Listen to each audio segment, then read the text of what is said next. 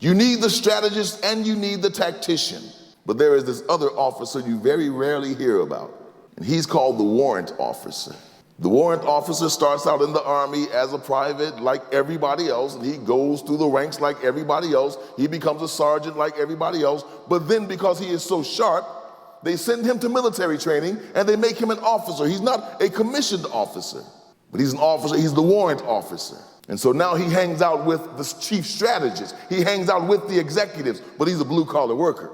And so when the officer has a command for us, he comes to the sergeant, and he and the sergeant talk about it, and most of the time they disagree because the sergeant sees something that the officer doesn't see, and the officer sees something the sergeant doesn't see. When they can't find agreement, they call in the warrant officer because he speaks everybody's language. And he comes in and he finds that middle ground between the officer and the sergeant, and he makes the plan.